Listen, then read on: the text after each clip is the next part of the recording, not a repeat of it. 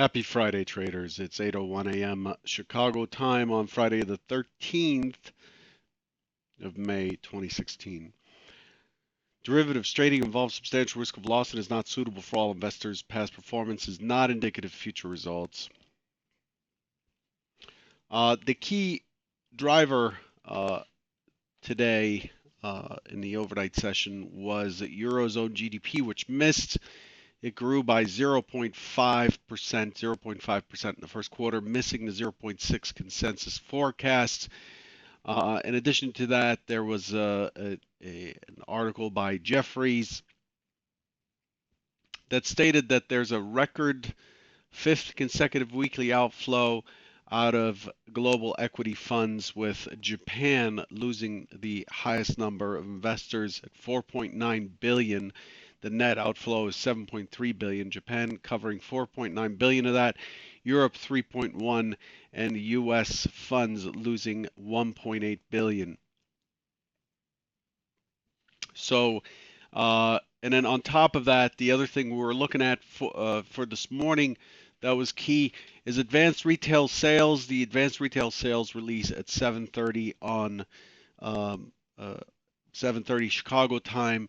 The retail sales came in stronger month on month, 1.3% versus 0.8 for April. Retail sales ex autos came in at 0.8 versus 0.5. Now this is interesting because, and it's important because the pushes down recently have been the result of retail stocks just taking a punch to the teeth. Macy's the other day, a couple days ago on the drop, we took back the entire rally from Tuesday. On Wednesday, it was triggered off by the news that Macy's would miss. Macy's, I think, ended up finishing down 15% on the session. Nordstrom, which is another, by the way, Macy's and Kohl's that day, two large retailers here in the U.S. And then Nordstrom's announced yesterday, and it missed as well. It was down about 16% right after the cash close. But then again, here's the government advanced retail sales number coming in at 0.5 higher than the expected 0.8 at 1.3. So interesting what's going on there. If you look at the retail stocks in the S&P, you'll note that they are incredibly weak, and they have been since I think about mid 2015 or so. But the market is humming along here, and we're sort of disregarding that outcome this morning. The reaction on the retail sales figure is a rally up to 2059.50 in the S&P. Uh, Clearly, the market expected something that was a little bit worse. So let's have a look at what we have um, for you here on a technical basis. I did not do a trader bite yesterday. I had some sort of laryngitis or something, and wasn't able to do a trader bite. But I put my hypos up on Twitter. This is from 2 days ago. The hypothesis, these hypotheses were for May 11th. The pre-market session on Wednesday, and the prediction there was that we would take back a good portion of the rally and end up being stuck between 2075.75 and 2069.75 and chopping around. But what happened that day is, as you can see here, we ended up we did follow Hypo 1, or Hypo 1 was in play that morning, but we ended up pushing all the way through and closing the gap. The gap zone was down here. Oops. The gap zone was down here. We ended up closing that gap. The next day, yesterday, we opened in range, in value, against the low volume node. This is the low volume node. I posted an image of it yesterday. We tested higher towards 71. The expectation for Hypo 1 is chop, a push to 71, a pullback, and an attempt to push through highs and to hold in this area. That was yesterday's Hypo. And what it did is it pushed higher and it played Hypo 2, which is to go for the close of the prior day, which was at 2057. something, 2058. And then the expectation is for a small pullback. And then I was looking for 2051, 2051. And we ended up testing 2051 by a tick right here, pulling back and then putting in a low at 2048.50. 2048.50 is just a tick above the low of the week. The low of the week is right here, 2048 quarter, 2048.50. What we end up here with is a week low on a daily basis. So what we've done is we've put in a sort of a head and shoulders type of formation here. That's what this looks like. The neckline is at that 51. We're trading 55. So guess what I'm going to say next? I'm going to say that the expectation for today on Hypo 1, just to get down to it as quickly as possible, on Hypo 1, the expectation today is for responsive buying back into yesterday's close. Yesterday's close is very, very close to the prior day's close. Yesterday's close is at 58.75, prior day 58. The expectation is we would close that gap. We would run into that 61 quarter area again, and then I'm looking for it to slip through and move back to 20, 40, 50 being a key figure here, the MC point of control below. That is the primary hypothesis. So you and I, as traders, we cannot predict what will happen, but what we're looking for is evidence early on based on how the order flow is going and so on. We're looking for evidence of aggressive buying, a push up early that fails, or if not, then we're looking at Hypo 2, which is a drop down, squeeze against the 51, make an attempt, and then find its buyers, push to yesterday's close, and then exceed that 61, and then use that 61 as a base for continuation higher. It's been a busy week.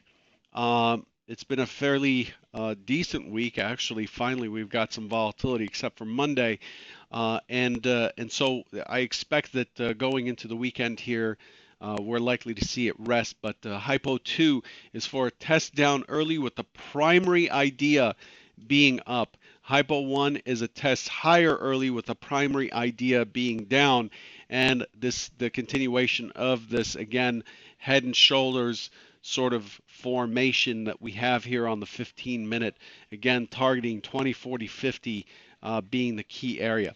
Now I want to show you the bigger picture here because we don't want to lose sight of what we've done.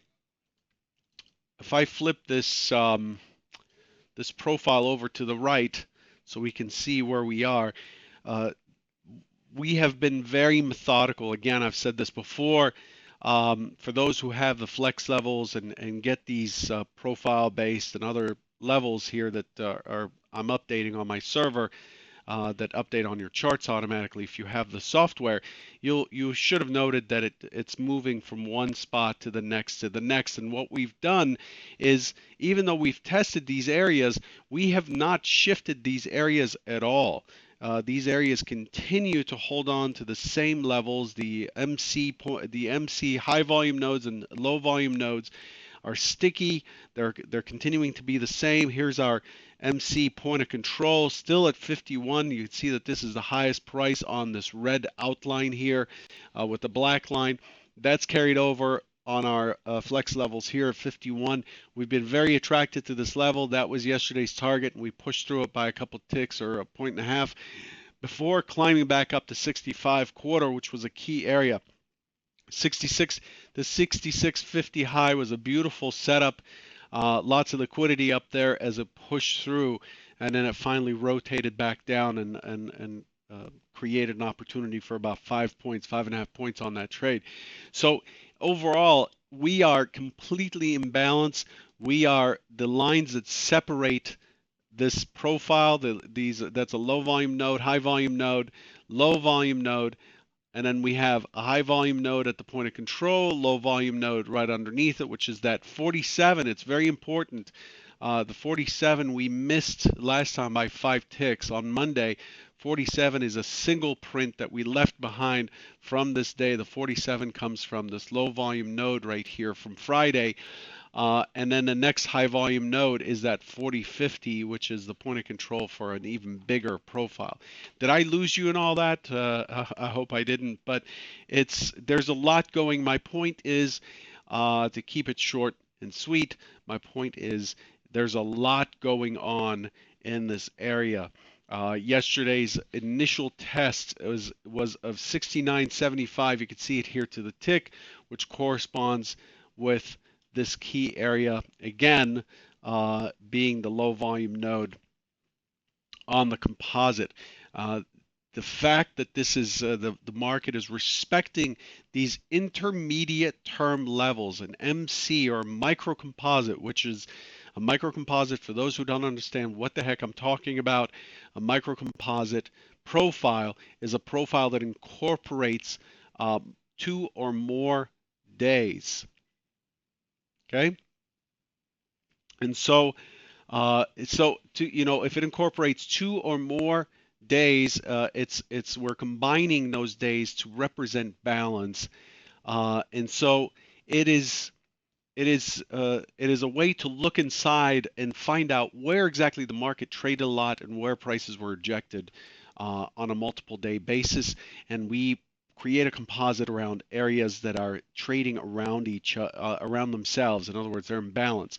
Remember, the market on every time frame, including tiny time frame. So if we look here at a very short time frame, you can see that the market it balances, then it breaks into imbalance, then it balances, then it breaks out of it, then it balances, and so this happens on a very short time frame, or it happens on a much larger time frame as well, where you can look at the breakdown, balance, break lower, balance, break lower, balance, and that's what the market does on a repeated basis. And it doesn't matter if your time frame is hourly, 15 minutes, 1 minute.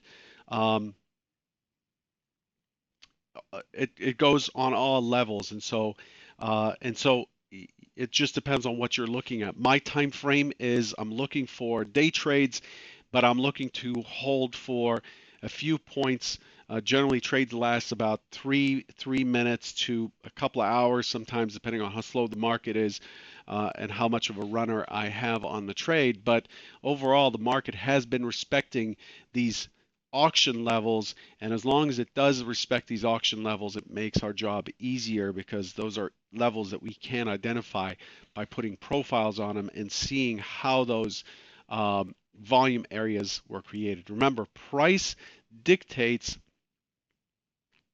price dictates what value is, but volume dictates how strongly the market perceives that value to be true, or how it rejects it. So it's that's why you have to combine those, and that's why I don't look at price action alone. That's why I don't look at volume alone. Anyway, quick crash course there on auction theory and volume profiling. But overall, those are the two hypos.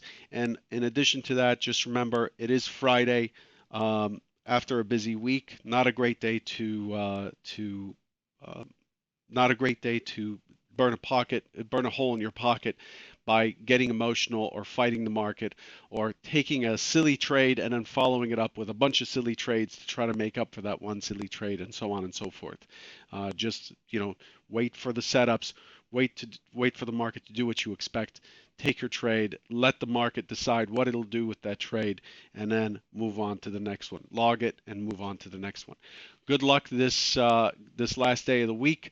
I'll catch you on Monday. Don't forget the AMA. The AMA was moved from yesterday to Tuesday after the close, 3:30 Central, 4:30 Eastern.